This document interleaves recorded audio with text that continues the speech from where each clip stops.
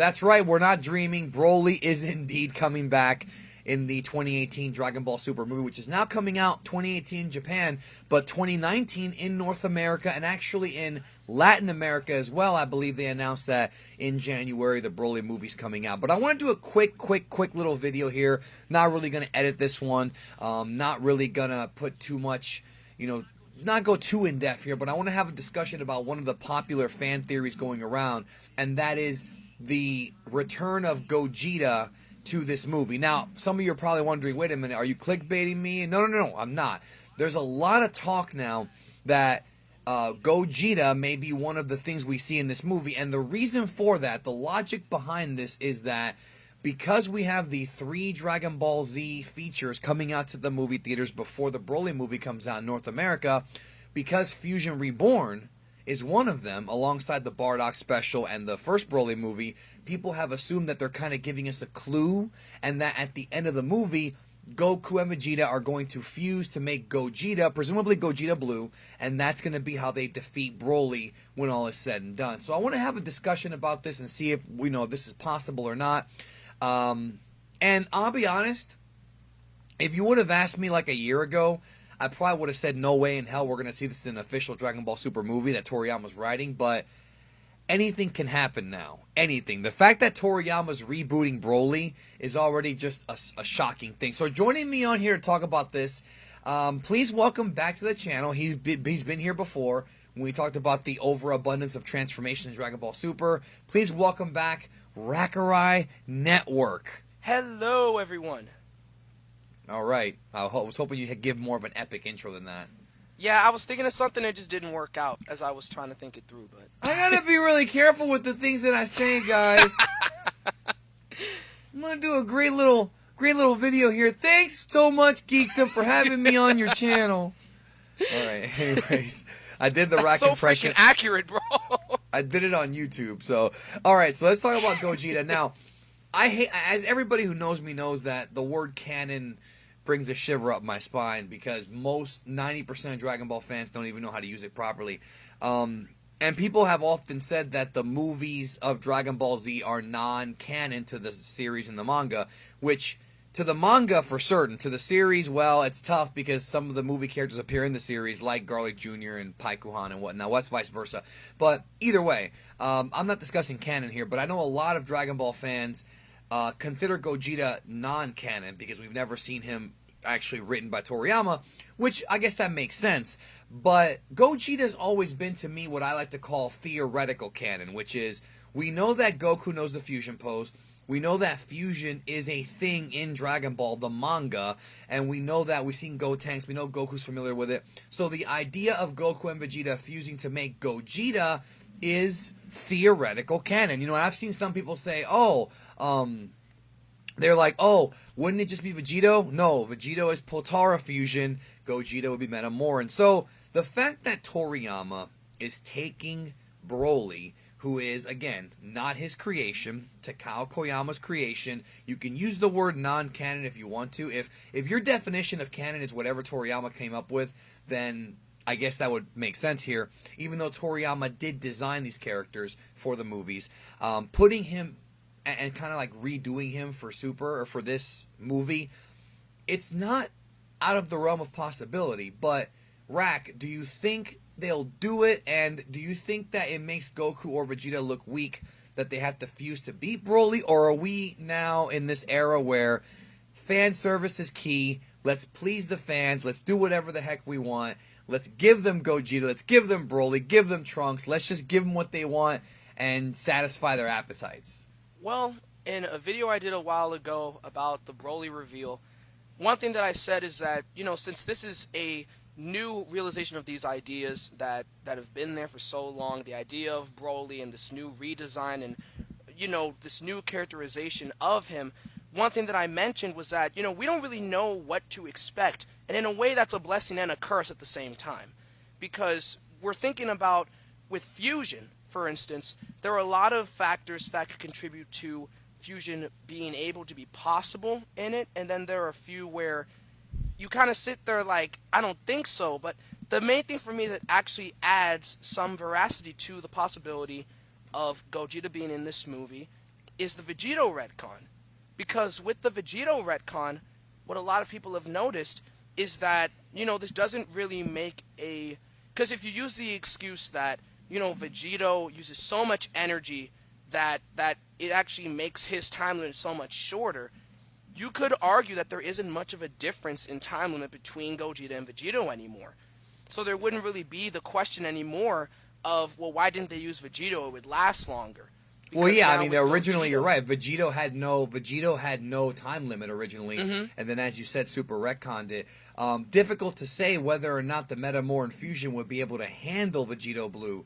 I'm sorry, Gogeta Blue. My bad, because it will be blue. It's not going to be regular Gogeta. If they fuse in the movie, it'll be Gogeta Blue, right? But at the same time, it depends on what Toriyama wants to do with it, because in GT, when we saw Super Saiyan 4 Gogeta, he only lasted, I think, 10 minutes because of the power they were putting out. So Yeah. it's always been a storytelling crutch, and I think our good, close, personal, longtime friend T-Dub, I think he was the one who said, I could be wrong. If I'm crediting him incorrectly, I apologize. But I think T-Dub said that he thinks that they might do Gogeta Blue in the movie, and then they fight Broly, they're beating him, but then the fusion runs out. Sort of like what they did with, I guess, so many times they've done this. And then at the end, it is going to require Goku going into Ultra Instinct to defeat Broly. I think that actually... That could work, yeah, that could work, and you're giving the fans kind of triple fan service here. You're doing Broly, you're doing Gogeta, and you're doing Master Ultra Instinct. I just feel like it's funny to me, bro, because, again, I would have never, ever in my wildest dreams imagined that Toriyama would do something like this, taking a character that he didn't create and putting him in the series. He did that with Bardock, and that was the lone exception. And then he went back and rewrote Bardock's story in Dragon Ball Minus, which, do you want to get into that debate? No, I don't like it anymore. I'll tell you that. All right. Yeah, that's a very But classic I did whack used right there. to. Everyone watching, I used to actually not hate Dragon Ball Minus, and I'm still like, I'm not like, adamantly like, hating of it, but it's still like, yikes, it took away everything that makes Goku special. But that's for another video. Well, I'm a Minus sort of. convert in that I don't think regard. I don't think it totally took things away from him, but I think it definitely changed Bardock's character. I do like Goku's mom, though. I've always been a fan of the way she looks, and I think I would love to see her appear in this movie as a flashback or something, just to pop the fans. That's fan service that I like, having stuff like that, like her popping in the background or whatever. But this movie's going to be very like. There's a lot that I think they're trying to do, because before we were just seeing this will be with the history of the Saiyans and stuff like that, and what I worry about is not even with the fan service appeal that's sort of there, because, it's hype, but I worry that it may be a little bit, like, overly ambitious for one movie to do, and it could end up running into a bit of a pacing problem, but, with the situation of, say, Gogeta Blue, it's a cool thing that we could see, but I honestly think that T-Dub may be right on that, because even in Dragon Ball Super, we have a situation like with Goku not having Ultra Instinct, and that leads to Goku and Frieza having to beat Jiren together. So they like doing these little cop-out things where what actually defeated the opponent isn't what actually defeated the opponent. Right. I mean, look at the Trunks arc. They've done that forever, yeah. No, you're right. That's what Toriyama loves to do. Yeah, you're right. You're right about that. On point. And again, the way that this series is going, this is one thing that I really want people to understand. Dragon Ball's become so corporate now that it doesn't matter if something is canon or non-canon. That doesn't even matter anymore, and you shouldn't care. It's all about making money. And if they think that a Gogeta Blue Dokkan card or a Gogeta Blue action figure is going to sell, and I think it will sell, yes, we've already seen Vegito Blue, but there's going to be just as many fans who think that, hey, Malibu Stacy has a new hat, Gogeta Blue is going to sell. So I could totally see them putting Gogeta Blue in the movie. But again, I understand why fans think this based on the fact that Fusion Reborn is coming out in North America, but I can tell you that the North American office really has very little influence on what they do out of Japan and what they're doing in this movie. Toriyama and Toei of Japan don't care about what movies come out here, but maybe they know something we don't know. Maybe they know what the outcome of the movie is. Maybe they know Gogeta Blue's at the beginning. So it does make sense. Like, if a fan's out there thinking that I don't think they're wrong. The movie will tell us, but it seems that it's plausible because, again, we're in an era right now of Dragon Ball where anything can happen. Toriyama could take Garlic Jr. and rewrite him. He could rewrite anything, Cooler, dude. hopefully. Cooler, yeah, anybody. And I kind of want to see some of these characters get rewritten, to be honest with you. Me too. Like, I would love to see a new Janemba, a new Tapion, stuff like that. I've seen people say that they want Super Saiyan 4 to somehow make it into the series redone. Hey, you know what? It Maybe could a happen, different even though I think Saiyan. Hero's covering that pretty well right now. Yeah, and I like that it's I love Super for so many reasons, but the fan service thing, it's some of those things where stuff like Dragon Ball Heroes, it's just fun to watch. After all these years, you're seeing show someone that was just watching Dragon Ball growing up that Super Saiyan Blue and Super Saiyan 4 Goku fight each other. Barring it's only like 20 seconds long, but just show them that right. screenshot, and they wouldn't It's believe crazy. you.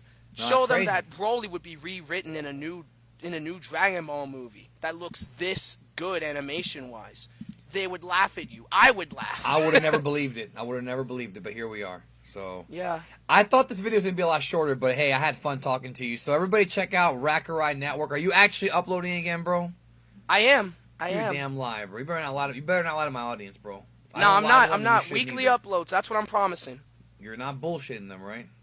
I'm not. All right, because I don't do it and you shouldn't either. Okay, Rack, I will leave a link to your channel down below. And thanks, everybody, for checking out the video. Remember to leave your thoughts about Gogeta's return. Would it bother you? Would you be hyped for it? At this point, anything can happen. So I'll talk to y'all soon.